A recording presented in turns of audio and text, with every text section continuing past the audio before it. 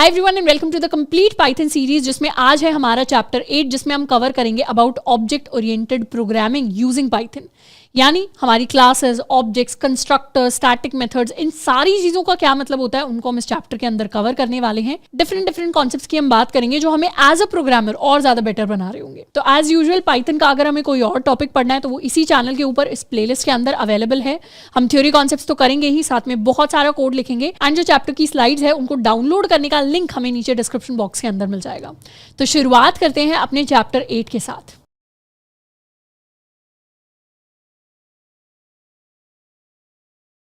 Hi everyone, और अब हम स्टार्ट करने वाले हैं अपने चैप्टर 8 के साथ, जिसमें हम पढ़ेंगे ऑब्जेक्ट्स एंड क्लासेस यानी ऑब्जेक्ट ओरिएंटेड प्रोग्रामिंग के बारे में, उसके जो डिफरेंट फंडामेंटल्स है। And in fact object oriented programming किसी भी प्रोग्रामिंग लैंग्वेज का one of the most important topic होता है, क्योंकि इससे रिलेटेड सवाल आपसे इंटरव्यूज के अंदर बहुत ज़्यादा पूछे जाते हैं। इनफैक्ट काफ़ी सारे थ्योरेटिकल कॉन्सेप्ट्स, काफ़ी सारे ऐसे प्रैक्टिकल कॉन्सेप्ट्स जो हम कंपनीज के अंदर जाके यूज़ कर रहे होते हैं टू एक्चुअली बिल्ड सिस्टम्स, वो उनमें से काफ़ी सारे कॉन्सेप्ट्स ऑब्जेक्ट ओरिएंटेड प्रोग्रामिंग से निकलते हैं। हो सकता है आज हम फर्स्ट टाइम अभी अपनी प्रोग्रामिंग पाइथन के अंदर कर रहे हो, कंपनी में जाके हम कुछ और सीखें, कोई नया फ्रेमवर्क सीखें, किसी और लैंग्वेज पर काम कर रहे हो, तब भी हो सकता है इनमें से कुछ सिमिलर कॉन्सेप्ट्स जो हम इस चैप्टर के अंदर सीखेंगे वो हम किसी दूसरी लैंग्वेज के अंदर अप्लाई कर रहे हो। तो इसीलिए this is going to be one of the most important concept जो हमें प्रोग्रामिंग के बारे में और कई सारी नई चीज़ें सिखाने वाला है। अब सबसे पहले बात करते हैं कि ऑब्जेक्ट ओरिएंटेड प्रोग्रामिंग का मतलब क्या होता है। Basically to map with real world scenarios we started using objects in code। शुरुआत में क्या होता था, शुरुआत में हम प्रोसीजरल प्रोग्रामिंग करते थे। प्रोसीजरल कहने का मतलब है कि सीक्वेंशली सारा का सारा कोड लिखा जाता था। फॉर एग्जाम्पल मैंने लिख दिया, मेरा एक वेरिएबल है a इज इक्वल टू 10, मेरा दूसरा वेरिएबल है, let me zoom in, b is equal to 20। मैंने कोई सम बनाया है, sum is equal to this a plus this b, then I am trying to print my sum a plus, या सीधा अपना सम वेरिएबल लिखते हैं।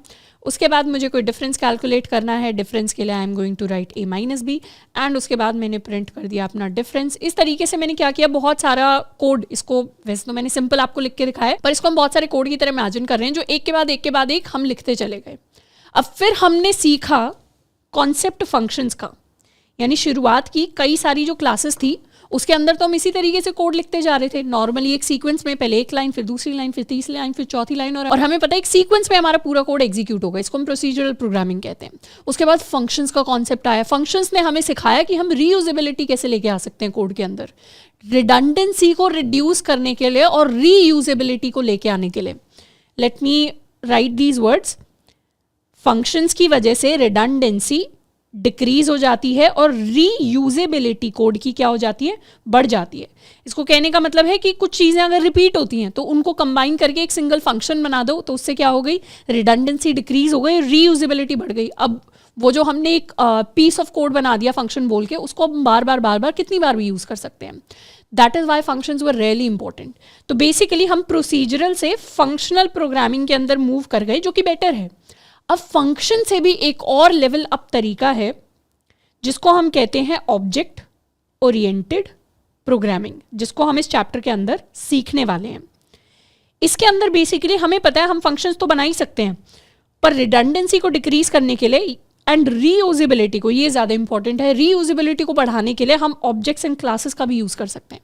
अब जैसे कोड के अंदर फंक्शन को यूज़ करना कोई कंपलसरी नहीं है, हमारी मर्जी है। अगर हमें फील होता है कि मुझे कोई एक ऐसा पीस ऑफ कोड है जिसको मुझे फंक्शन बनाना चाहिए, तो हम उसको फंक्शन बनाते हैं। हम हर चीज़ को फंक्शन नहीं बनाते। वैसे ही अगर कभी किसी कोड के अंदर हमें फील होता है कि हमें क्लासेस एंड ऑब्जेक्ट्स को यूज़ करना है, तब हम वहाँ पे ऑब्जेक्ट ओरिएंटेशन को यूज़ करते हैं। तो वो कंप्लीटली हमारे ऊपर है। इंपॉर्टेंट कॉन्सेप्ट्स को हम पढ़ रहे हैं, पर इन कॉन्सेप्ट्स को यूज़ करना कंपलसरी नहीं है। पर हाँ, इंटरव्यू पॉइंट ऑफ व्यू से and practical programming point of view से हमें सारे कॉन्सेप्ट्स आने चाहिए if we want to become a good developer, if we want to become a good programmer. अच्छा, रियल वर्ल्ड के अंदर हमने ऑब्जेक्ट एंड क्लास दोनों टर्म सुनी होंगी। ऑब्जेक्ट हम किसे कहते हैं रियल वर्ल्ड के अंदर, किसी भी चीज़ को हम ऑब्जेक्ट कह सकते हैं। This mouse is an object, ये कीबोर्ड एक ऑब्जेक्ट हो गया, this pencil is going to be an object, everything is an object. तो यहाँ पर भी मतलब वही होता है, मतलब किसी भी चीज़ को ऑब्जेक्ट बनाया जा सकता है, पर ऑब्जेक्ट बनाने से पहले हम उस ऑब्जेक्ट की क्लास बनाते हैं ऑब्जेक्ट ओरिएंटेड प्रोग्रामिंग के अंदर। डायरेक्टली हम ऑब्जेक्ट्स नहीं बनाते, ऑब्जेक्ट को बनाने से पहले ऑब्जेक्ट की क्लास बनाई जाती है। क्लास बेसिकली एक ब्लूप्रिंट होता है। इन दोनों ही टर्म्स को हम डिटेल में स्टडी करेंगे। तो पहले हम क्लास बनाते हैं, जैसे हमारे स्कूल के अंदर एक क्लास होती थी, फिर उसके अंदर एक एक स्टूडेंट को हम बिठाना शुरू करते हैं। ये जो हमारा एक एक स्टूडेंट होता है, this is an object, this is an object, this is an object, this is an object. तो इस तरीके से हम अपनी सारी चीज़ों को इमेजिन करते हुए चलेंगे कि जिन कॉन्सेप्ट्स को प्रोग्रामिंग के अंदर यूज़ किया जाता है, रियल वर्ल्ड में हम उनको किस तरीके से जोड़ सकते हैं रियल वर्ल्ड प्रॉब्लम्स को सॉल्व करने के लिए। And in fact very interesting thing कि पाइथन के अंदर बहुत सारी ऑब्जेक्ट्स एंड क्लासेस के साथ हम ऑलरेडी डील कर चुके हैं। पाइथन के अंदर जो लिस्ट होती हैं, लिस्ट आर ऑब्जेक्ट्स, जो स्ट्रिंग्स होती हैं, स्ट्रिंग्स आर ऑब्जेक्ट्स। एंड इस चैप्टर के एंड तक हमें धीरे धीरे रियलाइज हो जाएगा इन दोनों टर्म्स का क्या मतलब है और कैसे हम इन्हें ऑलरेडी यूज करते आ रहे थे। ऑल्सो हमारा जो ऑब्जेक्ट ओरिएंटेशन का चैप्टर होता है वो थोड़ा सा थ्योरेटिकल होता है, पर हम उसे बहुत आसान तरीके से समझ रहे होंगे with a lot of different examples. अब सबसे पहले ऑब्जेक्ट ओरिएंटेशन के अंदर हम बात करने वाले हैं कि क्लास और ऑब्जेक्ट का एग्जैक्टली क्या मतलब होता है। सबसे पहले क्लास के बारे में बात करते हैं। Class is a blueprint for creating objects. जैसे ब्लूप्रिंट होता है, जैसे मान लेते हैं किसी कार ने अपनी फैक्ट्री लगाई हुई है। अब कार की जो लाइन है जिसमें कार्स प्रोड्यूस होंगी, जैसे अगर मर्सिडीज की जो जीएलएस है वो एक गाड़ी है, अब उसे बनाने से पहले उसका ब्लूप्रिंट तैयार होगा कि जितनी भी वो सेम मॉडल वाली गाड़ियां होंगी उन सबके अंदर ये सारे फीचर्स होने चाहिए। तो बेसिकली क्लास वो ब्लूप्रिंट है जिसमें हम सबसे पहले बताते हैं कि ऑब्जेक्ट के अंदर क्या क्या फीचर्स होने चाहिए। अगर एक स्टूडेंट हम लेकर आने वाले हैं कॉलेज के अंदर, तो स्टूडेंट के लिए कौन कौन सी इन्फॉर्मेशन है जो हमें अपने सिस्टम के अंदर सेव करवानी पड़ेगी। स्टूडेंट का नाम भी सेव करवाना पड़ेगा, उसका एड्रेस भी सेव करवाना पड़ेगा, उसका रोल नंबर भी सेव करवाना पड़ेगा। कितनी इन्फॉर्मेशन है। तो जितनी भी इन्फॉर्मेशन हमें सेव करवानी पड़ती है किसी एक पर्टिकुलर ऑब्जेक्ट के लिए, उसे हम एक क्लास के अंदर लिख रहे होते हैं एंड उसी को हम ब्लूप्रिंट कह देते हैं for an object. For example, हमें अपने कॉलेज के लिए कोई सिस्टम बनाना है। अब कॉलेज हमें कहता है कि हमें बहुत सारे स्टूडेंट्स की इन्फॉर्मेशन स्टोर करनी है। एक तो तरीका है कि वो बहुत सारे स्टूडेंट्स की जो इन्फॉर्मेशन है ना, उसे हम एक लिस्ट की फॉर्म में स्टोर कर लें। जैसे for example, this is my list. List के अंदर पहले स्टूडेंट का नाम स्टोर कर लें, this is the students name, उसके बाद उनके मार्क्स स्टोर कर लें। कुछ भी चीज़ें हम स्टोर कर सकते हैं, उसके बाद और डिफरेंट रेलेवेंट इन्फॉर्मेशन स्टोर कर लें। हम लिस्ट से भी कर सकते हैं, हम डिक्शनरी से भी कर सकते हैं, बहुत सारे डिफरेंट तरीके हैं। पर सबसे प्रैक्टिकल तरीका होगा एक क्लास एंड ऑब्जेक्ट के कॉन्सेप्ट को यूज़ करना। कैसे? सबसे पहले तो हम ब्लूप्रिंट डिफाइन करेंगे, यानी क्लास लिख कर डिफाइन करेंगे हम स्टूडेंट के लिए क्या स्टोर कराना चाहते हैं।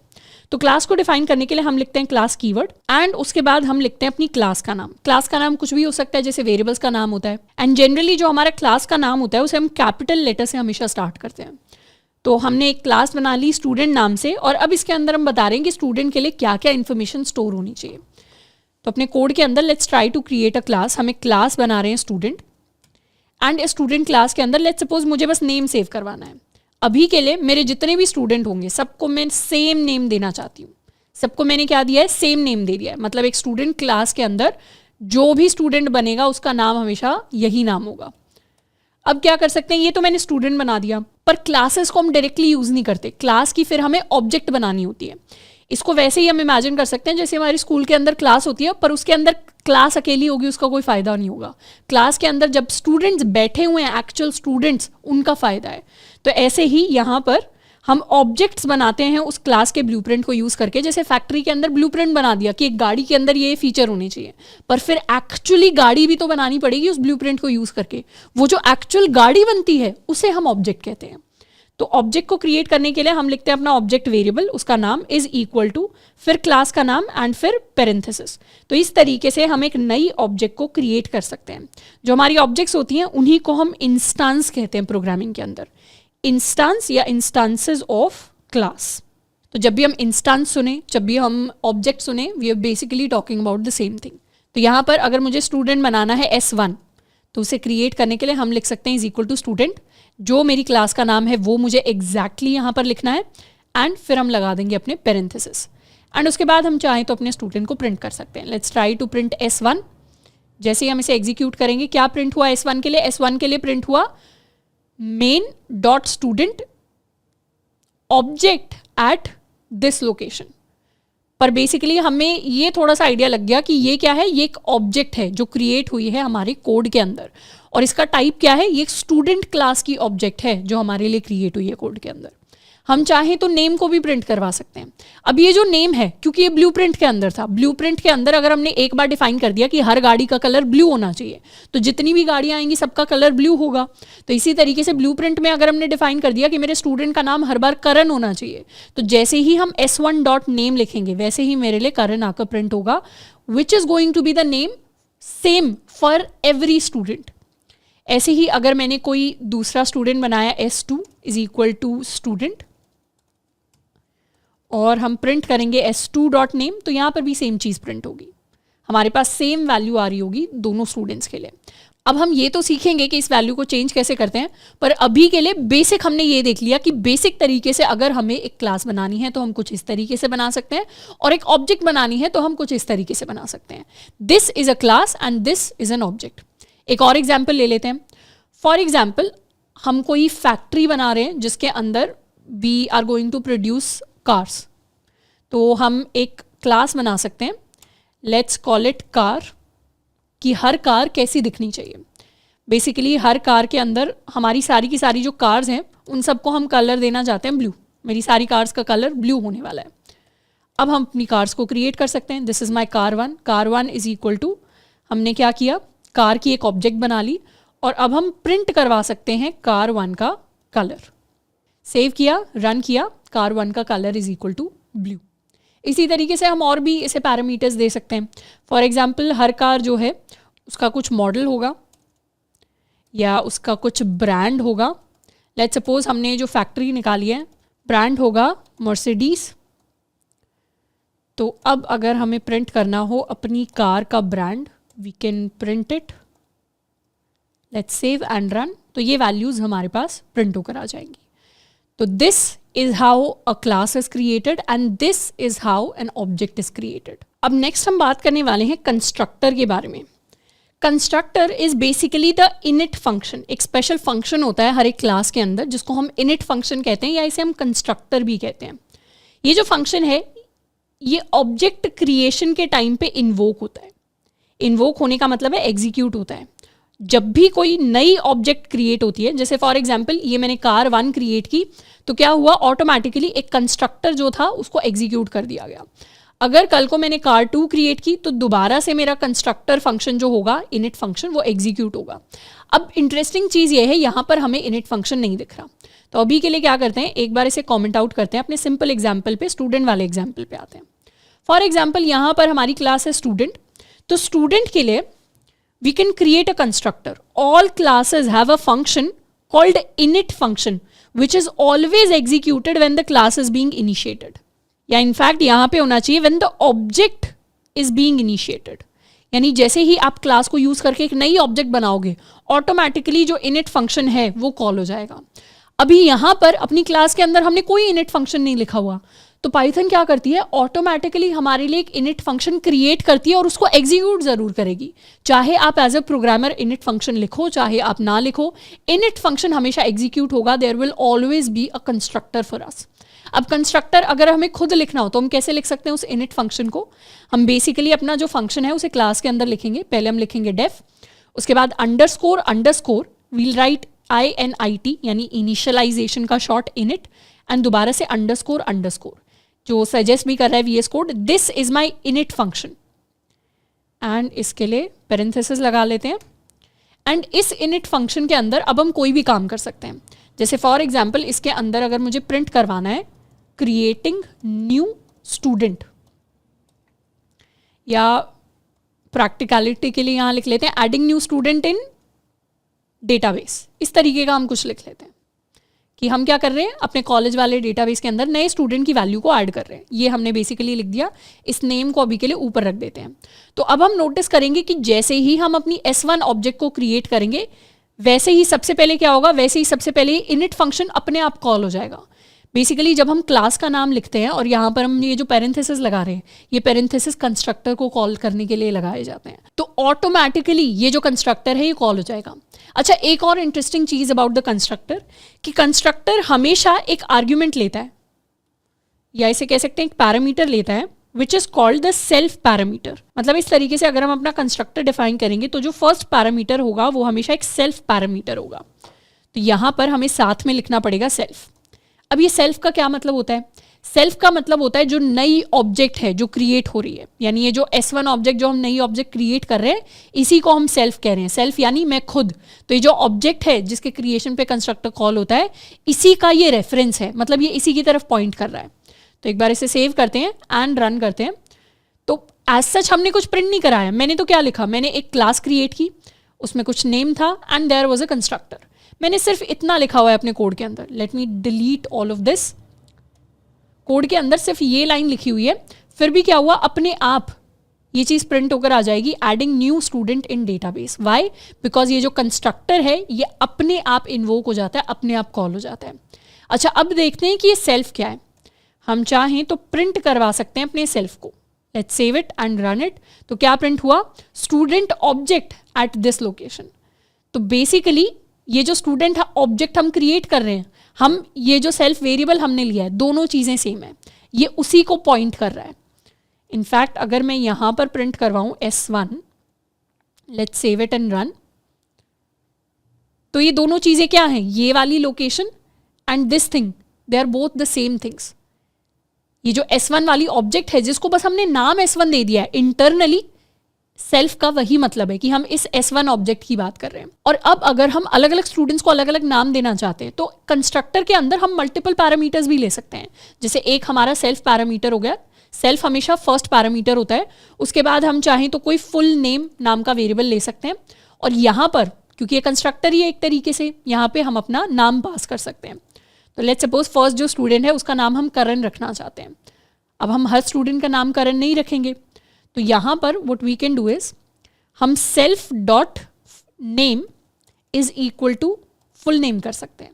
तो बेसिकली यहाँ पे क्या हुआ, जो भी वैल्यू हम यहाँ से पास करेंगे वो फुल नेम के अंदर आ जाएगी। और सेल्फ के अंदर बेसिकली S1 वाले स्टूडेंट के अंदर नेम की वैल्यू, नेम एक नया वेरिएबल इसके अंदर क्रिएट हो जाएगा क्लास के अंदर, जिसके अंदर फुल नेम की वैल्यू असाइन हो जाएगी। तो जब हम S1 डॉट नेम करेंगे तो उसकी वैल्यू प्रिंट होगी हमारे पास Karan. Let's save it and run it. तो S1 डॉट नेम क्या आया? करण आया। आई होप ये हमें प्रोसेस समझ में आया होगा कि हमने एक ऑब्जेक्ट क्रिएट की, ऑब्जेक्ट के अंदर क्या किया, एक कंस्ट्रक्टर क्रिएट कर दिया। कंस्ट्रक्टर अगर हम खुद क्रिएट नहीं करते तो पाइथन ऑटोमेटिकली हमारे लिए कर देती है। और कंस्ट्रक्टर के अंदर हमेशा हमें एक आर्ग्यूमेंट पास करना होता है, which is my self argument. अगर इस सेल्फ को हम यहाँ पर नहीं लिखेंगे तो हमारे पास एरर आ जाएगा। अच्छा, ये जो पैरामीटर हमारा होता है सेल्फ, इसको ज़रूरी नहीं है कि हम सेल्फ बोलें। इसे अगर मैं ABCD बोलना चाहूँ और यहाँ पर मैं लिखूँ ABCD, तो बेसिकली मैं कह रही हूँ मेरा जो ऑब्जेक्ट है उसको मैं नाम दे रही हूँ, दिस इज एन एलियास, कि मैं अपनी ऑब्जेक्ट को ABCD बोलना चाहती हूँ। ये वाला कोड भी कंप्लीटली वैलिड है और इसके अंदर कोई एरर नहीं आएगा। पर क्योंकि जनरली सारे के सारे जो प्रोग्रामर्स होते हैं वो यहाँ पे सेल्फ ही लिख रहे होते हैं, क्योंकि अगर आप किसी और के कोड पर भी काम करोगे कंपनी के अंदर जाके तो वहाँ पे कोई कन्फ्यूजन नहीं होना चाहिए कि what is exactly the reference here. तो इसीलिए हम जनरली क्या लिखेंगे, जनरली क्या, हमेशा ही हमें यहाँ पे सेल्फ लिखने की कोशिश करनी है, कोई और एज सच हमें खुद से नाम क्रिएट नहीं करना। तो what is self? Self is the reference. In fact यहाँ मैंने लिखा भी हुआ है, the self parameter is a reference to the current instance of the class, यानी अभी जिस ऑब्जेक्ट को हम क्रिएट कर रहे हैं उसकी बात हो रही है। अगर हम किसी नई ऑब्जेक्ट को क्रिएट करेंगे तो फिर उसकी बात होगी, फिर किसी और को करेंगे तो फिर उसकी बात होगी। And it is used to access variables that belong to the class, यानी क्लास के अंदर हम वेरिएबल्स को एक्सेस कर सकते हैं यूजिंग सेल्फ, या फिर हम नए वेरिएबल्स जैसे इस नेम को हमने क्या किया, क्रिएट कर दिया। अब ऐसे ही हम कोई दूसरा स्टूडेंट बना सकते हैं, S2 is equal to student, इसको हम नाम दे देते हैं अर्जुन, एंड फिर क्या करेंगे, प्रिंट कर देंगे S2 का भी नेम। बिल्कुल सेम काम जो इसके लिए हुआ था वही सेम काम यहाँ पे होने वाला है। इसको सेव कर देते हैं, रन करते हैं। क्या प्रिंट हुआ? सबसे पहले तो करण के लिए हमारे यहाँ पर कंस्ट्रक्टर कॉल हुआ होगा तो उसने ये प्रिंट करवाया, फिर हमने S1 का नेम प्रिंट करवाया। फिर सेकंड कंस्ट्रक्टर कॉल हुआ यहाँ पर, तो कंस्ट्रक्टर हर नई ऑब्जेक्ट के साथ एक बार कॉल होता है, तो यहाँ पे वो चीज़ प्रिंट होकर आ गई। फिर हमने S2 का नेम प्रिंट करवा दिया तो S2 का नेम हमारे पास प्रिंट होकर आ गया। तो इस तरीके से हमारा कंस्ट्रक्टर वर्क करता है एंड इस तरीके से हमारा सेल्फ पैरामीटर वर्क करता है। सेल्फ पैरामीटर की हेल्प से हम डिफरेंट वेरिएबल्स या डिफरेंट डेटा को स्टोर कर सकते हैं। अच्छा, ये जो भी डेटा हम ऑब्जेक्ट के लिए स्टोर करते हैं, जैसे S1 के लिए हमने नेम स्टोर किया या सारे स्टूडेंट्स के लिए नेम स्टोर किया, इन सबको हम एट्रीब्यूट्स कहते हैं। ये जितना भी डेटा स्टोर किया जाता है इस सारे डेटा को हम एट्रीब्यूट्स कहते हैं, यानी जो वेरिएबल्स होते हैं, the data that is stored inside the class और इनसाइड द ऑब्जेक्ट, या फिर इन्हें हम वेरिएबल्स कह लें, इन्हीं को प्रोग्रामिंग के अंदर वी कॉल देम एट्रीब्यूट्स। यहाँ पे हम चाहें तो मल्टीपल वैल्यूज भी भेज सकते हैं, जैसे फुल नेम के साथ हम अपने मार्क्स भी सेंड कर सकते हैं। अच्छा, यहाँ पे इसे फुल नेम बोलना ज़रूरी नहीं है, हम चाहें तो इसे सिंपली नेम भी कह सकते हैं। इसको नेम कह दिया, इसको नेम कह दिया। तो जब हम नेम कह रहे हैं, यहाँ पर जब हम नेम लिख रहे हैं, नेम का मतलब है जो पैरामीटर में नेम आया है, और यहाँ पे सेल्फ डॉट नेम का मतलब है जो ऑब्जेक्ट के अंदर नया क्रिएट होने वाला है। ऐसे ही self dot marks is equal to marks, ये जनरली वो सिंटैक्स है जो हमें बहुत जगह देखने को मिलेगा, इसीलिए मैं सेम नाम दे रही हूँ। जनरली प्रोग्रामर्स क्या करते हैं, इस वैल्यू को एंड इस वैल्यू को दोनों को सेम ही नाम देते हैं, तो हम भी उसी की आदत डाल लेते हैं। तो अब हम स्टूडेंट्स के मार्क्स भी सेंड करना स्टार्ट कर सकते हैं। Let's suppose they scored 97 and they scored 88। तो अब हम चाहें तो s2 डॉट नेम के साथ s2 डॉट मार्क्स को भी प्रिंट करवा सकते हैं एंड यहाँ पर s1 डॉट मार्क्स को प्रिंट करवा सकते हैं। Let's save it and run. तो ये हमारे s1 के नाम एंड मार्क्स हो गए, ये हमारे s2 के नेम एंड मार्क्स हो गए। तो इस तरीके से हमारी क्लासेस हम क्रिएट करते हैं, उसके अंदर हम एक कंस्ट्रक्टर क्रिएट कर सकते हैं। कंस्ट्रक्टर के अंदर जब एक नई ऑब्जेक्ट बन रही है तो एडिशनल इन्फॉर्मेशन भी हम पास कर सकते हैं, ताकि वो एडिशनल इन्फॉर्मेशन हमारी ऑब्जेक्ट के साथ जाके स्टोर हो जाए और कल को इसी ऑब्जेक्ट से हम उस इन्फॉर्मेशन को एक्सेस कर सकते हैं और उसे किसी और काम के लिए यूज कर सकते हैं। सो this is how the concept of object orientation works. उसी सेम डेटा को हम स्ट्रिंग के अंदर भी स्टोर करा सकते थे। ये जो स्टूडेंट एंड मार्क्स का सेम डेटा है, इसको लिस्ट के अंदर भी स्टोर करा सकते थे, इसे हम डिक्शनरी के अंदर भी स्टोर करा सकते थे। बिल्कुल कंपलसरी नहीं है क्लासेस एंड ऑब्जेक्ट्स को यूज करना, पर कई बार ऐसे रियल लाइफ सिनेरियोज आएंगे जब हमें क्लासेस एंड ऑब्जेक्ट्स को यूज करना पड़ेगा। पर अभी हम क्या कर रहे हैं, सिंपल एग्जाम्पल से इस पूरे कॉन्सेप्ट को समझने की कोशिश कर रहे हैं, ताकि जब हमारे पास कॉम्प्लेक्स प्रॉब्लम्स आए तब हमारे पास ये सारी की सारी नॉलेज अवेलेबल हो। ऑल्सो जो हमारे कंस्ट्रक्टर्स होते हैं, इन्हें भी थियोरेटिकली हम दो कैटेगरीज के अंदर डिवाइड कर सकते हैं। जैसे एक तो हो गया ये कंस्ट्रक्टर, एंड इसी का एक और वर्जन बनाते हैं। Let's suppose I have this additional constructor. तो ये वाला फर्स्ट वाला ऐसा कंस्ट्रक्टर है जिसके अंदर सिर्फ एक ही वेरिएबल है, एक ही पैरामीटर है, which is my self parameter. तो ऐसे कंस्ट्रक्टर्स को जनरली हम डिफॉल्ट कंस्ट्रक्टर्स कहते हैं। We call them default constructors. अगर डिफॉल्ट कंस्ट्रक्टर को हम नहीं बनाएंगे तो बाय डिफॉल्ट उन्हें पाइथन बना देगा। मतलब उसके अंदर definitely this thing won't be printed, यानी अगर मैं यहाँ पास भी लिख दूँ या कुछ प्रिंट करवा दूँ तो ये डिफॉल्ट कंस्ट्रक्टर की कैटेगरी में आएगा। एंड दूसरे होते हैं हमारे पास पैरामीटराइज्ड कंस्ट्रक्टर्स। पैरामीटराइज्ड कंस्ट्रक्टर्स का मतलब होता है वो कंस्ट्रक्टर जिसके अंदर सेल्फ के अलावा भी कुछ और पैरामीटर्स होते हैं। तो ये हमारा पैरामीटराइज्ड कंस्ट्रक्टर की कैटेगरी में आता है और ये हमारा डिफॉल्ट कंस्ट्रक्टर की कैटेगरी में आता है। और एक ही क्लास के अंदर हम दो कंस्ट्रक्टर्स अगर लिख देते हैं, फॉर एग्जाम्पल हमने इस तरीके से कॉल लगाई, एग्जीक्यूट करेंगे तो कौन सा कंस्ट्रक्टर एग्जीक्यूट हुआ, वो कंस्ट्रक्टर एग्जीक्यूट हुआ जो आपके पैरामीटर्स के साथ मैच कर रहा है। अब ये वाला जो डिफॉल्ट कंस्ट्रक्टर है, इससे हमारे पैरामीटर मैच ही नहीं हो रहे, तो ऑब्वियसली ये वाला फंक्शन तो रन करेगा ही नहीं, ये वाला फंक्शन रन करेगा। एंड जनरली एक सिंगल क्लास के लिए हम मल्टीपल कंस्ट्रक्टर्स एज सच बनाते नहीं है। हम क्या करते हैं, अपनी नीड देखते हैं और उसके हिसाब से हम एक ही सिंगल कंस्ट्रक्टर जो है उसे डिफाइन कर रहे होते हैं। So this was all about constructors. अब हम पढ़ने वाले हैं एट्रीब्यूट्स के बारे में। हमारे पास दो तरीके के, ऑलरेडी हमने देख लिया एट्रीब्यूट का क्या मतलब होता है। एट्रीब्यूट का मतलब होता है कोई भी डेटा, यानी कोई भी वेरिएबल, जैसे नेम हो गया, ये मार्क्स हो गए, ये एट्रीब्यूट वैल्यूज है मेरी क्लास के लिए। अब जब भी हम एट्रीब्यूट की बात करते हैं तो हमारे पास दो तरीके के एट्रीब्यूट्स होते हैं। एक होते हैं हमारे क्लास एट्रीब्यूट्स जो सारी की सारी ऑब्जेक्ट्स के लिए कॉमन होते हैं, जो पूरी क्लास के लिए, मतलब जो क्लास ओन करती है और सारी ऑब्जेक्ट्स के लिए कॉमन होते हैं। और एक होते हैं इंस्टेंस एट्रीब्यूट जो हर ऑब्जेक्ट के हिसाब से अलग होते हैं। फॉर एग्जाम्पल हमने क्लास बनाई हुई है स्टूडेंट नाम से। अब स्टूडेंट के लिए पहले स्टूडेंट 1 आएगा, स्टूडेंट 2 आएगा, स्टूडेंट 3 आएगा, स्टूडेंट 4 आएगा। If I have a class called student, तो उसमें let's suppose this is my student 1, this is my student 2, this is my student 3, this is my student 4। क्या मैं कह सकती हूँ हर स्टूडेंट के लिए नेम अलग होगा? इसका जो नेम होगा वो S2 वाले नेम से अलग हो सकता है, इसका भी नाम अलग हो सकता है, इसका भी नाम अलग हो सकता है। ऐसा नहीं है कि हम एक बार नाम डिफाइन कर देंगे और सारे स्टूडेंट्स का सेम नाम हो जाएगा, ऐसा नहीं होगा। तो जितनी भी स्टूडेंट ऑब्जेक्ट्स हैं या स्टूडेंट इंस्टेंसेस हैं, उन सबके लिए नाम अलग होगा। तो लॉजिकली अगर हर एक स्टूडेंट ऑब्जेक्ट का नाम अलग होगा तो क्या मैं कह सकती हूँ ये जो नेम है ये एक ऑब्जेक्ट या इंस्टेंस एट्रीब्यूट होना चाहिए। मतलब ये एक ऐसा डेटा होना चाहिए जो हर ऑब्जेक्ट का अलग होना चाहिए। तो ऐसा डेटा जो हर ऑब्जेक्ट का अलग होता है उसको हम सेल्फ डॉट करके डिफाइन करते हैं। जैसे हमें पता है हर स्टूडेंट का नाम अलग होगा, हर स्टूडेंट के मार्क्स अलग होंगे, तो हम सेल्फ डॉट लिखेंगे, सेल्फ डॉट मार्क्स लिखेंगे। तो सेल्फ डॉट नेम कहने का मतलब है कि हर ऑब्जेक्ट का नाम अलग होगा, सेल्फ डॉट मार्क्स कहने का मतलब है सेल्फ यहाँ पे क्या है, सेल्फ यहाँ पे ऑब्जेक्ट का रेफरेंस है, मतलब हम ऑब्जेक्ट के लिए मार्क्स डिफाइन कर रहे हैं, हम यहाँ ऑब्जेक्ट के लिए नेम डिफाइन कर रहे हैं। तो ये जो नेम सेल्फ डॉट मार्क्स हैं, ये दोनों क्या हैं, ये दोनों इंस्टेंस एट्रीब्यूट्स हैं, हर एक ऑब्जेक्ट के लिए अलग होंगे। सेकंड चीज, क्या मैं कह सकती हूँ अगर हमारे पास एक स्टूडेंट है क्लास नाम से, तो इस स्टूडेंट और इस स्टूडेंट अगर हम सेम ही कॉलेज के डेटाबेस को बना रहे हैं, सेम कॉलेज के कुछ सिस्टम के ऊपर काम कर रहे हैं, तो क्या मैं कह सकती हूँ उस कॉलेज का नाम तो सेम होगा। मतलब ये वाला स्टूडेंट भी उसी कॉलेज के अंदर पढ़ रहा है, ये भी उसी कॉलेज के अंदर पढ़ रहा है, ये भी उसी कॉलेज के अंदर, ये भी उसी कॉलेज के अंदर, तो सबके लिए कॉलेज का नाम सेम होगा। तो क्या यहाँ पे मैं कॉलेज का नाम अलग से स्टोर करवाऊँ, यहाँ पे कॉलेज का नाम अलग से स्टोर कराऊँ, यहाँ पे कॉलेज का नाम, यहाँ पे कॉलेज का नाम, क्या वो सेंस बनाता है? वो बिल्कुल सेंस नहीं बनाता, क्योंकि ऑब्जेक्ट्स क्या करती हैं, ऑब्जेक्ट्स अपनी मेमोरी के अंदर जगह को ऑक्यूपाई करती हैं, दे occupy space in the memory. जब ये ऑब्जेक्ट क्रिएट होगी और उसका नाम अलग से स्टोर होगा, फॉर एग्जाम्पल ये जो ऑब्जेक्ट है इसके लिए नाम हमने डिफाइन किया है करण, इसके लिए नाम डिफाइन कर दिया अर्जुन, इसके लिए नाम डिफाइन कर दिया टोनी, इसके लिए नाम डिफाइन कर दिया ब्रूस, तो ये भी अलग से स्पेस ऑक्यूपाई करेगी मेमोरी में, ये भी अलग से स्पेस ऑक्यूपाई करेगी मेमोरी में, ये भी अलग से स्पेस ऑक्यूपाई करेगी मेमोरी में, ये भी अलग से स्पेस ऑक्यूपाई करेगी मेमोरी में। हर एक नई ऑब्जेक्ट मेमोरी के अंदर स्पेस ऑक्यूपाई करती है।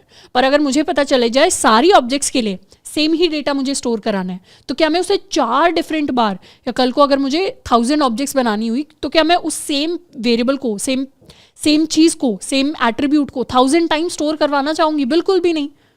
तो इसीलिए जो चीज़ कॉमन होती है उसे हम एक क्लास एट्रीब्यूट बना देते हैं और उसे हम एक टाइम, एक ही सिंगल बार मेमोरी के अंदर स्टोर कराते हैं।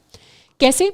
जैसे अगर हर स्टूडेंट के लिए कॉलेज नेम सेम है, तो कॉलेज नेम को मैं कंस्ट्रक्टर के अंदर सेल्फ डॉट समथिंग नहीं, यहाँ पे डिफाइन कर दूंगी that my college name is ABC college. तो हर स्टूडेंट के लिए कॉलेज नेम सेम हो जाएगा। मैं चाहूँ तो अब कॉलेज नेम को प्रिंट भी करवा सकती हूँ। जैसे लास्ट में I can print S2 dot college name. Let's save it and run. तो S2 के लिए उसके कॉलेज का नाम प्रिंट हो गया। एंड ये जो वेरिएबल है कॉलेज नेम, क्योंकि ये सेल्फ के साथ डिफाइन नहीं हुआ, इसीलिए मेमोरी के अंदर एक ही बार स्टोर होता है।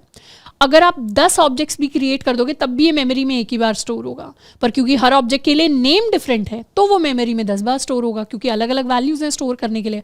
मार्क्स डिफरेंट है तो मार्क्स भी अलग अलग हैं, अलग अलग स्टोर होंगे।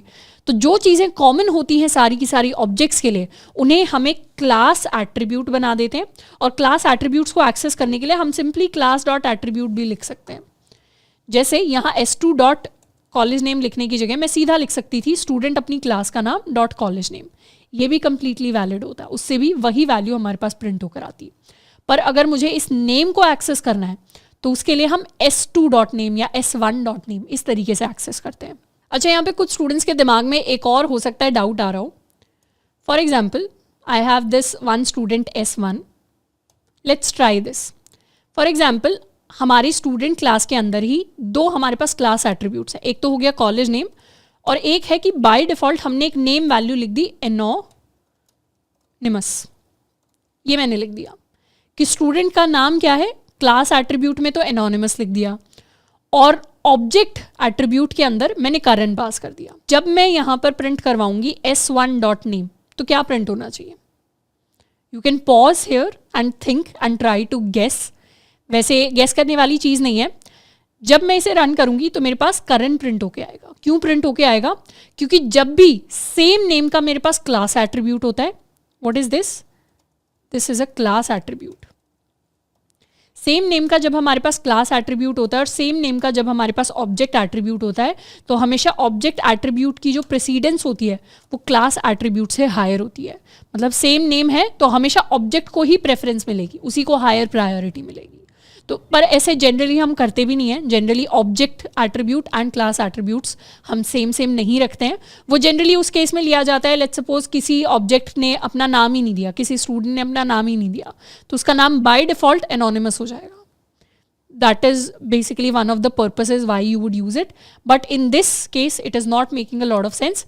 पर ये ज़रूर याद रखना है कि जब भी ऑब्जेक्ट एट्रीब्यूट क्लास एट्रीब्यूट की सेम वैल्यू होती है, हमेशा ऑब्जेक्ट एट्रीब्यूट को हायर प्रेफरेंस, हायर प्रायोरिटी मिलती है इन यूजेज। नेक्स्ट हम बात करने वाले हैं अबाउट मेथड्स। अब जो भी हमारी क्लास होती है, क्लास के अंदर दो चीज़ें स्टोर हो सकती हैं। एक होता है डेटा और एक होते हैं कुछ मेथड्स। डेटा का मतलब है एट्रीब्यूट्स। तो class is a collection of two things, attributes, methods. Attributes का मतलब होता है क्या क्या प्रॉपर्टीज है आपके पास। मेथड्स का मतलब होता है आप क्या क्या कर सकते हो। जैसे कार है, कार का मुझे ब्लूप्रिंट बनाना है, तो पहले तो मैं बताऊंगी कि कार की माइलेज क्या है, कार का कलर क्या है, कार का इंजन कितने सीसी का है, या कार का बेसिकली टायर का साइज़ क्या है। इस तरीके की डिफरेंट डिफरेंट चीज़ें बताई जाएंगी। ये सारे के सारे एट्रीब्यूट्स हैं, उसकी प्रॉपर्टीज़ हैं। पर फिर मुझे बताना पड़ेगा ये कार रन कैसे होती है, कार स्टार्ट कैसे होती है, कार स्टॉप कैसे होती है, कार का इंजन कैसे स्टार्ट होता है। जो भी हमारे फंक्शंस होते हैं उन्हें हम मेथड्स कह देते हैं। तो methods are basically functions that belong to objects. जब क्लास के अंदर हमने कोई फंक्शंस लिख दिए, फंक्शंस को ही हम मेथड्स कहते हैं। जो फंक्शन क्लास के अंदर लिखे जाते हैं उन्हीं को हम मेथड्स कह देते हैं। तो अभी तक जो हम स्ट्रिंग मेथड्स को पढ़ते आए हैं, या हम लिस्ट मेथड्स को पढ़ते आए हैं, या लेट्स सपोज कोई डिक्शनरी का मेथड हमने अगर पढ़ा है, तो इन सब के लिए मेथड्स कैसे आए थे? इन सब के लिए मेथड्स इसलिए आए थे क्योंकि ये सारी की सारी क्लासेस होती थी जिनके हम ऑब्जेक्ट क्रिएट करते थे, फिर ऑब्जेक्ट के लिए हम मेथड को यूज़ कर रहे होते थे। तो लेट्स सपोज ये हमने क्लास बनाई हुई है, क्लास के लिए यहाँ पर हमने कंस्ट्रक्टर डिफाइन किया हुआ है, और इस तरीके से हम अपना मेथड डिफाइन कर सकते हैं। हम लिख सकते हैं डेफ, उसके अंदर हम अपने मेथड का नाम लिख सकते हैं। We can call our self, और जो क्लास के अंदर हम मेथड्स लिखते हैं उसके अंदर हमेशा हम फर्स्ट पैरामीटर अपना सेल्फ पैरामीटर लिखते हैं, एंड फिर हमारी मर्जी होती है उसको हम चाहें तो यूज़ कर सकते हैं, चाहें तो ना यूज़ करें। इस तरीके से हम अपने मेथड्स को डिफाइन कर सकते हैं, और यूज़ करने के लिए हम लिखते हैं अपने ऑब्जेक्ट का नाम डॉट अपने मेथड का नाम। इस तरीके से हम एग्जीक्यूट कर सकते हैं। For example, let me remove this print line. For example, हम एक मेथड बना सकते हैं दैट सेज हेलो। अगर मैंने इस तरीके का कुछ मेथड बनाया जो सिंपली कहता है हेलो, या जो कहता है वेलकम स्टूडेंट, एंड इसे इनफैक्ट वेलकम कह देते हैं इस मेथड को। ये कहता है वेलकम स्टूडेंट, अभी के लिए सिर्फ वेलकम स्टूडेंट कह रहा है। Let's save it. तो यहाँ पर वेलकम स्टूडेंट को कॉल करने के लिए हम लिख सकते हैं s1 डॉट वेलकम, और इस मेथड को हम कॉल कर सकते हैं। अच्छा, जब हम इस मेथड को कॉल करेंगे हमारे पास एरर आएगा कि welcome takes 0 positional arguments but 1 was given, कि हम कोई आर्ग्यूमेंट नहीं पास कर रहे। बेसिकली यहाँ पर वेलकम के अंदर हमें सेल्फ को सबसे पहले लिखना पड़ेगा, यानी सेल्फ पैरामीटर हमेशा हम सबसे पहले लिखते हैं। Let's save it and run now. तो वेलकम स्टूडेंट हमारे लिए आकर प्रिंट हो गया। चाहे हम सेल्फ को अंदर यूज़ कर रहे हो चाहे ना यूज़ कर रहे हो, हर मेथड के अंदर हम सेल्फ को जनरली लिख रहे होते हैं। अब सेल्फ को यूज़ करते हुए हम उसकी प्रॉपर्टीज़ को भी एक्सेस कर सकते हैं। जैसे I can type self dot name, तो उससे वेलकम स्टूडेंट और फिर स्टूडेंट का नाम हमारे लिए प्रिंट होकर आ जाएगा। Let's save it and run. तो ये क्या हुआ, हमारा पूरा मेथड एग्जीक्यूट हो गया। उसी तरीके से हम एक मेथड बना सकते हैं डेफ गेट मार्क्स। ये सेल्फ आ गया, हम प्रिंट कर सकते हैं। या ये फंक्शन क्या करता है, ये फंक्शन रिटर्न करता है self dot marks. Self dot marks को रिटर्न कर रहा है, तो यहाँ हम प्रिंट करवा सकते हैं s1 dot get marks, and इसे एग्जीक्यूट कर देंगे। तो जो भी वैल्यू रिटर्न होगी वो हमारे लिए प्रिंट होकर आ जाएगी। Let me minimize it a bit, and इसे जब हम रन करेंगे तो हमारे लिए मार्क्स प्रिंट हो जाएंगे स्टूडेंट के। तो इस तरीके से हम अपने डिफरेंट डिफरेंट मेथड्स को क्रिएट कर सकते हैं पाइथन के अंदर, और फिर हम उन्हें यूज़ कर सकते हैं फॉर द ऑब्जेक्ट्स। तो अभी तक जो जो हमने सीखा उसको एक बार रिवाइज कर लेते हैं। हमारी जो क्लासेस होती हैं उसको हम इस तरीके से डिफाइन करते हैं, ऑब्जेक्ट को इस तरीके से क्रिएट करते हैं।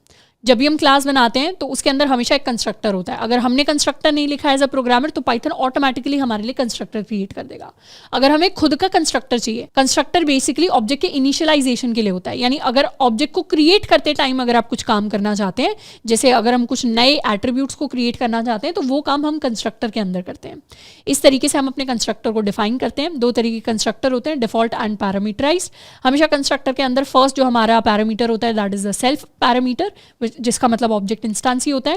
एंड उसके बाद हम डिफरेंट पैरामीटर्स ले सकते हैं, अपने एट्रीब्यूट्स को हम क्रिएट कर सकते हैं। दो तरीके के एट्रीब्यूट्स होते हैं, एक होते हैं क्लास एट्रीब्यूट्स, एक होते हैं ऑब्जेक्ट एट्रीब्यूट्स। उसके अलावा क्लास के अंदर हम अपने मेथड्स को क्रिएट करते हैं। क्लास के अंदर जो फंक्शंस होते हैं उन्हीं को हम मेथड्स कहते हैं। मेथड्स के अंदर हम हमेशा सेल्फ को लिख रहे होते हैं। ये जो मेथड्स होते हैं ये हमारी क्लास के फंक्शंस होते हैं। जैसे ये हम मेरा पहला मेथड हो गया। इसी तरीके से हम कोई स्टूडेंट ऑब्जेक्ट S2 भी बना सकते थे, उसके लिए हम दोबारा से अपने मेथड को कॉल कर सकते थे। तो क्लासेस एंड ऑब्जेक्ट्स के बारे में जो बेसिक इंपॉर्टेंट चीज़ें हैं उनको हमने कवर किया है। तो एक बार एक प्रैक्टिस क्वेश्चन को हम सॉल्व कर लेते हैं। तो the question is telling us to create student class that takes name and marks of 3 subjects.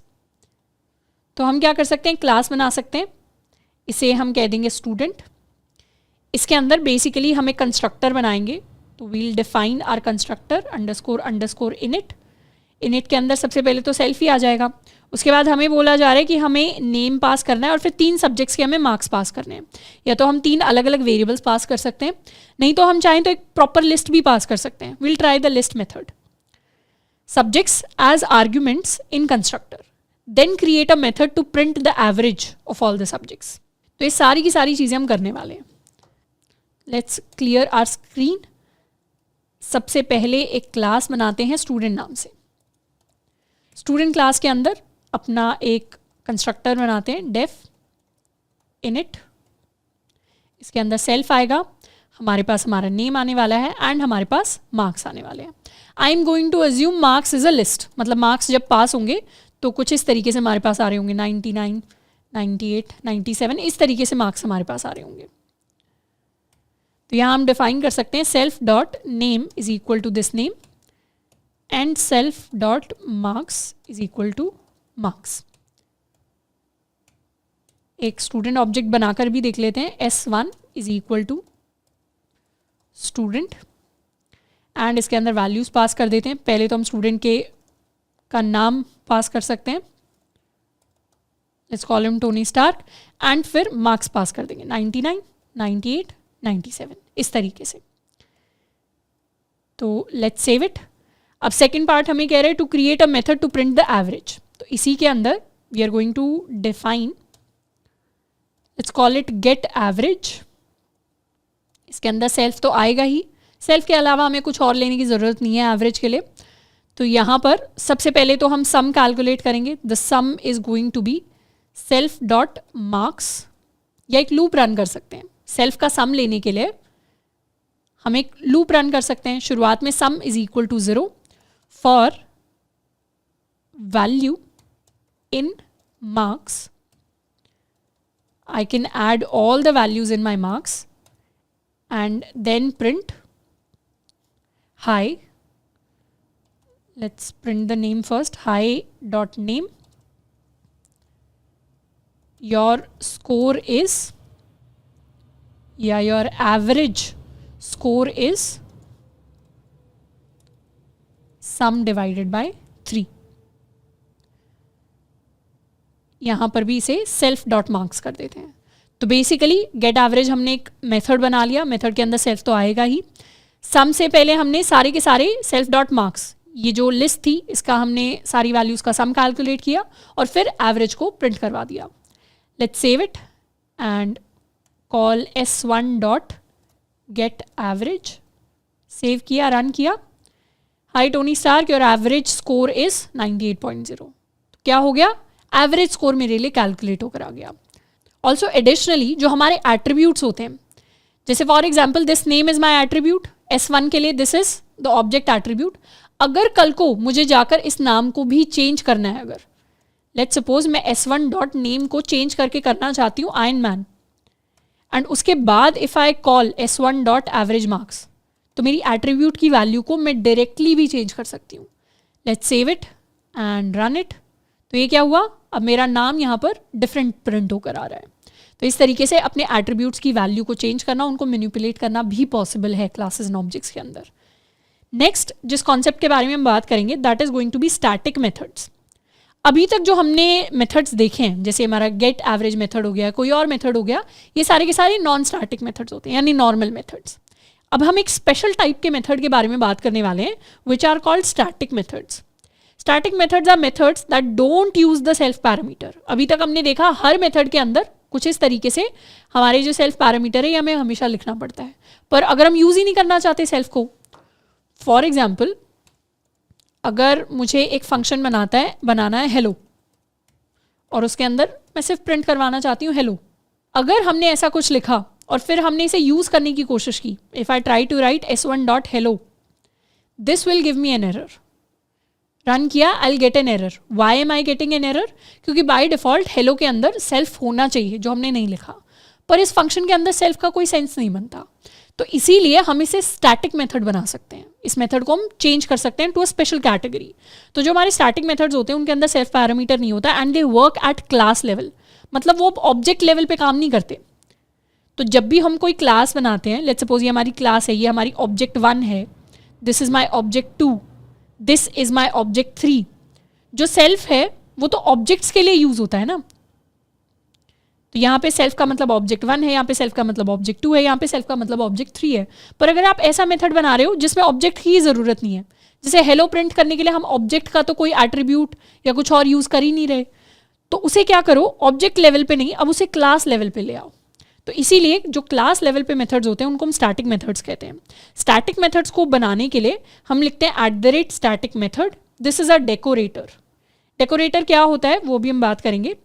Basically decorator लिखकर हम ये बता रहे हैं कि हम स्टैटिक मेथड को क्रिएट करना चाहते हैं, फिर अपना हम नॉर्मली स्टैटिक मेथड क्रिएट कर सकते हैं। जैसे यहाँ पर इस हेलो के अंदर एरर को हटाने के लिए मुझे सिंपली लिखना है @static। यहाँ सजेस्ट भी हो रहा है, what is this? It converts a function to be a static method. ये एक ऐसा डेकोरेटर है which converts a normal function to be a static method. अब अगर मैंने इसे सेव किया और रन किया तो कोई एरर नहीं आएगा, हमारे लिए सिंपली हेलो प्रिंट हो जाएगा। So this is what we call a decorator in Python. इसके अलावा भी और भी डेकोरेटर्स होते हैं, पर decorators allow us to wrap another function in order to extend the behaviour of the wrapped function without permanently modifying it. और भी सिंपल भाषा में समझाऊं तो बेसिकली एक फंक्शन है जो डेकोरेटर है, जो पैरामीटर में भी फंक्शन लेता है और आउटपुट में भी फंक्शन देता है। तो ये डेकोरेटर, स्टैटिक मेथड वाला डेकोरेटर क्या करता है, इस पूरे फंक्शन को लेता है, इसका बिहेवियर चेंज करता है और उसको वापस दे देता है। ये काम कर रहा है बस डेकोरेटर। बाकी हम डेकोरेटर्स को आगे भी देखने वाले हैं, तो अभी टेंशन लेने की जरूरत नहीं है। बेसिकली हमें @static मेथड लिखना पड़ेगा किसी भी नॉर्मल फंक्शन को स्टैटिक बनाने के लिए, and this static method is a decorator which is changing the behaviour of my normal function. था तो ये नॉर्मल फंक्शन ही, बस इसका बिहेवियर चेंज करके इसको एक स्टैटिक मेथड बना दिया गया है। तो जब भी हमारे पास ऐसे मेथड्स होते हैं जिनके अंदर एज सच सेल्फ की ज़रूरत नहीं होती, तो उन्हें हम क्लास लेवल पे लेके आ सकते हैं और उनके लिए हम स्टैटिक मेथड डेकोरेटर को यूज़ कर सकते हैं। नेक्स्ट हम बात करने वाले हैं अबाउट 2 इंपॉर्टेंट कॉन्सेप्ट्स, जिनको मैं 2 पिलर्स ऑफ ऊप्स कहूँगी, 2 pillars of object orientation. Basically जब भी किसी भी लैंग्वेज के अंदर हम ऑब्जेक्ट ओरिएंटेशन प्रोग्रामिंग पढ़ते हैं, चाहे आपका ऑलरेडी C++ बैकग्राउंड है, चाहे आपका जावा बैकग्राउंड है, या अभी हम पाइथन पढ़ रहे हैं, हर लैंग्वेज के अंदर there are generally 4 pillars of object orientation. एक पिलर होता है एब्स्ट्रैक्शन, मतलब ये 4 थ्योरेटिकल डेफिनेशन है। इनके नाम याद करने मुश्किल है, इनका मतलब बहुत आसान है। जितना मुश्किल आपको एब्स्ट्रैक्शन एज अ वर्ड याद रखना में दिक्कत होगी, मतलब इसका मतलब बहुत ही आसान है, कुछ नहीं है। मतलब बस इस शब्द को ही याद करना सबसे मुश्किल चीज़ है, ये मान लो, बस इंग्लिश है और कुछ नहीं है। Abstraction, encapsulation, inheritance and polymorphism. ये 4 पिलर्स हैं जिनके ऊपर पूरा ऑब्जेक्ट ओरिएंटेशन खड़ा होता है। इनमें से इन दोनों को हम अपने नेक्स्ट पार्ट में डिस्कस करेंगे। अभी बस एब्स्ट्रैक्शन और इनकैप्सुलेशन को डिस्कस करेंगे, बहुत ईजी है। एब्स्ट्रैक्शन, एब्स्ट्रैक्ट का मतलब होता है बेसिकली इंग्लिश के अंदर इसको कह सकते हैं छुपा हुआ, या ऐसी चीज़ जो क्लियर नहीं है। जैसे अगर एब्स्ट्रैक्ट आर्ट आपने वर्ड सुना होगा। एब्स्ट्रैक्शन का मतलब प्रोग्रामिंग के अंदर, ऊप्स के अंदर होता है hiding the implementation details of a class, यानी क्लास के अंदर किस तरीके से चीज़ें इंप्लीमेंट हो रही हैं एग्जैक्टली वो आपने हाइड कर लिया, और आप यूज़र को सिर्फ इंपॉर्टेंट फीचर्स दिखा रहे हो। मतलब जो अननेसेसरी चीज़ें हैं ना, जिनकी ज़रूरत नहीं है यूज़र को, आपने वो छुपा ली। फॉर एग्जाम्पल, जब एक गाड़ी चलती है, जब एक इंजन स्टार्ट होता है, तो इंटरनली क्या प्रोसेस हो रहा है इंजन के अंदर, वो कभी एक ड्राइवर को पता ही नहीं चलेगा, मतलब अनलेस एंड अनटिल जाके आप उसको सर्च ना करो। पर एज सच जब आप क्लच प्रेस करते हो, जब आप एक्सेलरेटर को प्रेस करते हो, तब एज सच हमें इंजन के अंदर एग्जैक्टली क्या हो रहा है, फ्यूल के साथ क्या हो रहा है, कंबस्शन कैसे काम कर रहा है, वो सारी चीज़ें हमें दिख नहीं रही, पर वो हो तो रही है इंटरनली। तो कार वाले ने क्या किया, कार मैन्युफैक्चरर ने क्या किया, अननेसेसरी चीज़ें, जैसे इंजन के अंदर क्या हो रहा है उसके ड्राइवर को एज सच मतलब नहीं है, उसे तो अपनी गाड़ी स्टार्ट करनी है, तो अननेसेसरी डिटेल्स तो छुपा ली। और जो नेसेसरी चीज़ें थी सिर्फ वो दिखाई, एसेंशियल चीज़ें दिखाई यूज़र को। ये होता है एब्स्ट्रैक्शन का मतलब। For example, if I create a class dot car, car मैंने क्लास बनाई, इसके अंदर let's suppose I create a function called start, और ये फंक्शन क्या करता है, कार को स्टार्ट करता है। तो इसके अंदर सबसे पहले यहाँ सेल्फ ले लेते हैं एंड इनफैक्ट एक कंस्ट्रक्टर भी बना लेते हैं, डेफ एक कंस्ट्रक्टर लिख लेते हैं, इनिट, इसके अंदर सेल्फ आएगा एंड जैसे ही सेल्फ आएगा हम क्या करेंगे, हर कार के अंदर हम एक एक्सेलरेटर क्रिएट करेंगे। ये मेरा एक्सेलरेटर है, या let's call it dot ACC। Her car के अंदर एक एक्सेलरेटर को हम क्रिएट कर सकते हैं। शुरुआत में एक्सेलरेटर क्या है, हम इसे कह सकते हैं फॉल्स, या प्रेस नहीं किया हुआ अभी एक्सेलरेटर को। उसके अलावा हर कार के अंदर एक ब्रेक हो सकता है। अच्छा, ब्रेक इज़ अ कीवर्ड, हम इसे कह देते हैं BRK, सेल्फ डॉट BRK। हर कार के अंदर एक ब्रेक होता है, शुरुआत में हमने ब्रेक को भी प्रेस नहीं किया हुआ। और हर कार के अंदर हमारे पास एक क्लच हो सकता है, शुरुआत में क्लच को भी हमने प्रेस नहीं किया हुआ। तो ये हमने क्या किया, एक कार डिफाइन कर दी। अब कार को जैसे हम स्टार्ट करते हैं, सबसे पहले हम क्लच को प्रेस करेंगे, तो हमारा सेल्फ डॉट क्लच की वैल्यू पहले हो जाएगी ट्रू के इक्वल। उसके बाद हम एक्सेलरेटर को थोड़ा सा प्रेस करेंगे, तो सेल्फ डॉट मतलब डोंट टेक इट लिटरली, हम यहाँ सिर्फ एक एग्जाम्पल ले रहे हैं। एंड फिर क्या करेंगे, कार हमारी स्टार्ट हो जाएगी, तो हम प्रिंट करवा देंगे कार स्टार्टेड। ये हमने एक क्लास बना ली, नॉर्मल क्लास बनाई कार, इसके इनिशियलाइज किया। हर कार के अंदर एक्सेलरेटर, ब्रेक और क्लच तो होता ही है, शुरुआत में सारे फॉल्स हैं, किसी को प्रेस नहीं किया हुआ। जब कार को स्टार्ट करना है तब हमें क्या करना पड़ेगा, तब हमें क्लच को भी दबाना पड़ेगा, तब हमें एक्सेलरेटर को प्रेस करना पड़ेगा और कार हमारी स्टार्ट हो जाएगी। तो let's create a car one object is equal to car, जिसके अंदर हमें कुछ पास नहीं करना। और फिर मैं क्या करना चाहती हूँ, मैं अपनी कार को स्टार्ट करना चाहती हूँ। Let's save it and run it. अब जैसे ही मैंने कार को स्टार्ट करने के लिए अपना कोड लिखा, कार स्टार्ट हो गई, ये चीज़ प्रिंट हो गई। पर बैकग्राउंड के अंदर ये जो अननेसेसरी स्टेप्स थे कि क्लच को पहले ट्रू किया, एक्सेलरेटर को पहले ट्रू किया, ये तो यहाँ पे मुझे आज सच पता नहीं चल रही। ये सारे स्टेप्स कहाँ पे, ये सारे स्टेप्स तो क्लास के अंदर है, क्लास के बाहर तो कोई अननेसेसरी चीज़ प्रिंट नहीं हुई ना। क्लास के बाहर कुछ ऐसी चीज़ मुझे दिखाई नहीं दी जो इंटरनली इंप्लीमेंट हो रही है।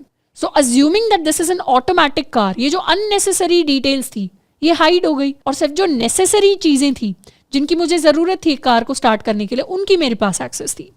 This is called abstraction. यहाँ पे हमने क्या किया, अपने कोड के अंदर एब्स्ट्रैक्शन को इंप्लीमेंट कर दिया। यही होता है एब्स्ट्रैक्शन।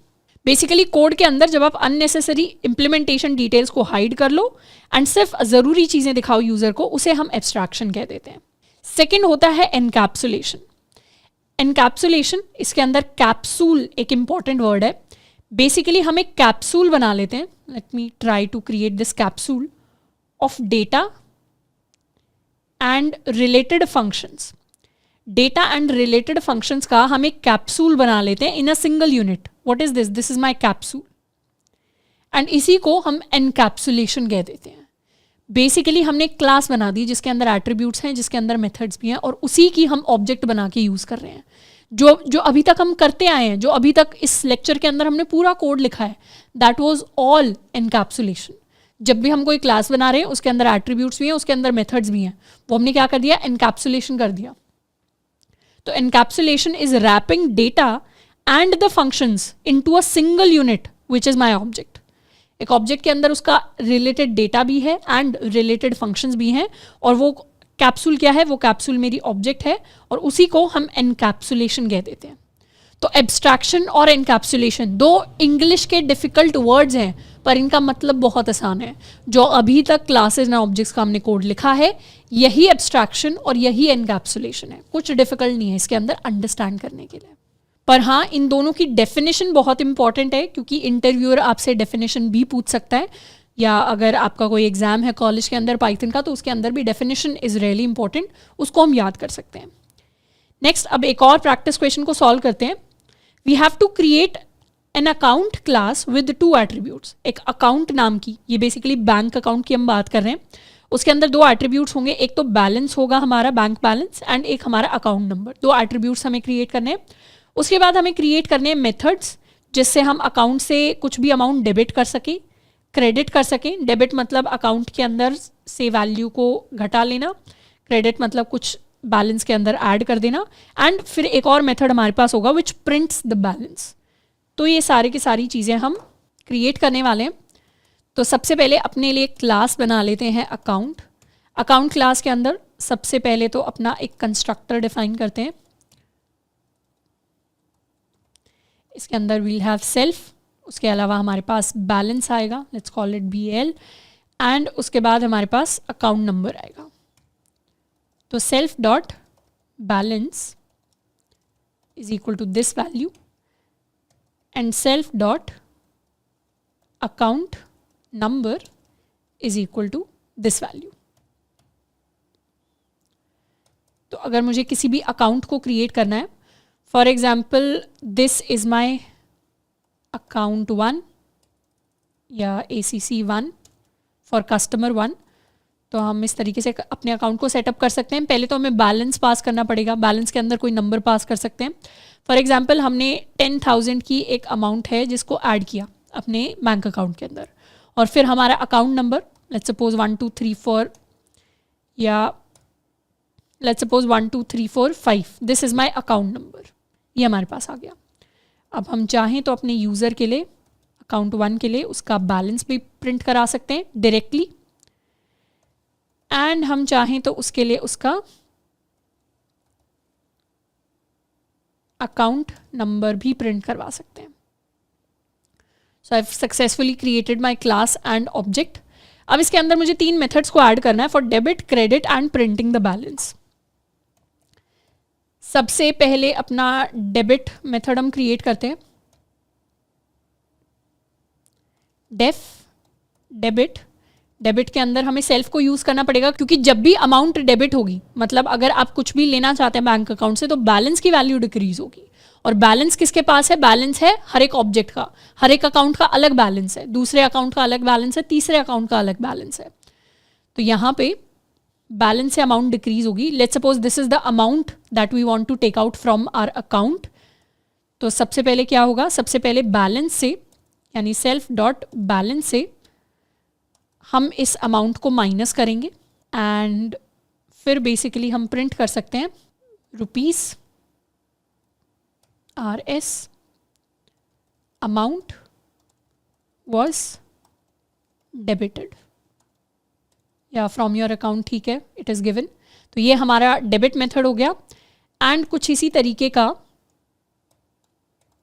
हमारा क्रेडिट मेथड होने वाला है।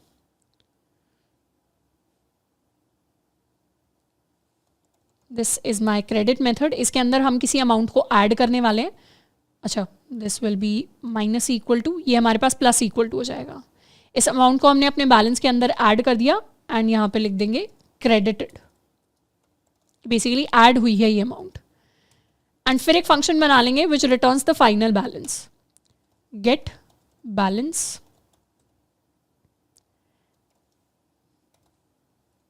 एंड ये बेसिकली क्या करता है? ये रिटर्न करता है सेल्फ डॉट बैलेंस को। इनफैक्ट हम चाहें तो यहाँ पर भी हम कॉल कर सकते हैं। जैसे हमने प्रिंट कर दिया डेबिटेड, उसके बाद हम प्रिंट करवा सकते हैं total balance is equal to, और यहाँ पे हम गेट या सेल्फ डॉट गेट बैलेंस को कॉल कर लेंगे। सेम चीज़ हम यहाँ पर प्रिंट करवा सकते हैं। तो हमारा जो इंटरनल ही मेथड था उसी को कॉल करके जब भी कोई भी अमाउंट डेबिट या क्रेडिट होगी, हम अपना फाइनल बैलेंस जो है उसे प्रिंट करवा लेंगे। So this is my account class. इसके अंदर बैलेंस एंड अकाउंट नंबर है। फिर मैंने अमाउंट डेबिट की है, डेबिट की तो बैलेंस से हट गई, प्रिंट होकर आ गया, एंड फाइनल बैलेंस आ गया। क्रेडिट हुई तो ऐड हो गई बैलेंस में, प्रिंट होकर आ गया, एंड फाइनल टोटल बैलेंस आ गया। एंड एक गेट बैलेंस का इंटरनल फंक्शन हमने ऑलरेडी बनाया हुआ है। Let's try to do some things. पहले सबसे पहले अकाउंट के अंदर हम लेट्स सपोज डेबिट करना चाहते हैं। हम इसके अंदर से I want to take out 1000 rupees. उसके बाद में क्या करना चाहती हूँ? इसके अंदर हम ऐड करना चाहते हैं 500 रुपीज़। तो क्या होगा? पहले 1000 रुपीज़ जब हम डेबिट करेंगे तो यहाँ प्रिंट आएगा rupees 1000 was debited, total balance कितना रह गया, 9000 रह गया। उसके बाद 500 हमने क्रेडिट कर दिया, अकाउंट के अंदर ऐड कर दिए, तो टोटल बैलेंस 9500 हो गया। उसके बाद लेट्स सपोज हमारी सैलरी आ जाती है at the start of the month. Let's suppose my salary is 40,000। इसको सेव किया, लेट्स री एग्जीक्यूट। तो जो 9500 था उसके अंदर 40,000 ऐड हो गया, इट बिकम्स 49,500। उसके बाद दोबारा से आई have to pay my rent, I might be spending about 10,000 and the cycle repeats, the total balance changes. तो इस तरीके से हमने अपनी एक क्लास बना ली है, उसके अंदर हमने ऑब्जेक्ट्स क्रिएट कर लिए। ये तो सिंगल अकाउंट था, इस तरीके से मल्टीपल अकाउंट्स बनाए जा सकते हैं। इनफैक्ट कई सारे लोग जो स्टार्टर प्रोजेक्ट्स क्रिएट करते हैं, जैसे जब भी हम कोई फर्स्ट लैंग्वेज सीखते हैं, जावा सीखते हैं, पाइथन सीखते हैं, C++ सीखते हैं, तो उसके अंदर जनरली स्कूल्स के अंदर भी हम सीखते हैं, कॉलेज के फर्स्ट ईयर के अंदर भी हम सीखते हैं। तो जो सबसे बेसिक प्रोजेक्ट होता है, स्टूडेंट्स इसी तरीके का कुछ बैंकिंग सिस्टम बना लेते हैं या कुछ और सिस्टम बना लेते हैं, जिसमें ऐसे ही classes and objects, object orientation पे ही बेस्ड होते हैं वो प्रोजेक्ट्स, जिसमें इसी तरीके से आप अकाउंट क्लास बना लेते हैं, आपका बैलेंस अपडेट हो रहा होता है, डिफरेंट चीज़ें हो रही होती हैं। But this is basically a demo of how objects can relate to real world scenario. मतलब ये सारी चीज़ें ठीक है, हम डेबिट का फंक्शन बना सकते थे, हम क्रेडिट का फंक्शन अलग से बना सकते थे, हम गेट बैलेंस का भी फंक्शन बना सकते थे, पर फिर हर अकाउंट के लिए उसका बैलेंस स्टोर करना, उसका अकाउंट नंबर स्टोर करना, हमें कहीं पे लिस्ट यूज़ करनी पड़ जाती, कहीं पे डिक्शनरी यूज़ करनी पड़ जाती, कहीं पे कुछ और यूज़ करना पड़ जाता, चीज़ें बहुत कन्फ्यूजिंग हो जाती। पर एक रियल वर्ल्ड सिनेरियो के हिसाब से क्लास एंड ऑब्जेक्ट को इस केस में, इस एग्जाम्पल के अंदर यूज़ करना बिल्कुल सेंस बनाता है, नहीं तो हम बहुत सारे डिफरेंट डेटा टाइप्स के अंदर फंस के रह जाते। So this is how classes and objects help us logically to organize our code in a well structured manner. तो ये सारी क्लासेस एंड ऑब्जेक्ट से रिलेटेड बेसिक चीज़ें थी जिनको हमने इस पार्ट 1 के अंदर कवर किया है। और भी कई सारे कॉन्सेप्ट्स होते हैं जिनके बारे में अभी हमने बात की, जैसे इनहेरिटेंस हो गया, जैसे पॉलीमॉर्फिज्म हो गया, इनफैक्ट कैसे हम प्राइवेट एट्रीब्यूट क्रिएट कर सकते हैं, कैसे प्राइवेट मेथड क्रिएट कर सकते हैं, डिलीट कैसे करते हैं किसी एट्रीब्यूट को। ये छोटी छोटी इंपॉर्टेंट चीज़ें हैं जिन्हें हम कवर करेंगे अपने पार्ट 2 के अंदर। तो आज के लिए इतना ही, मिलते हैं नेक्स्ट लेक्चर के अंदर। Till then keep learning and keep practising.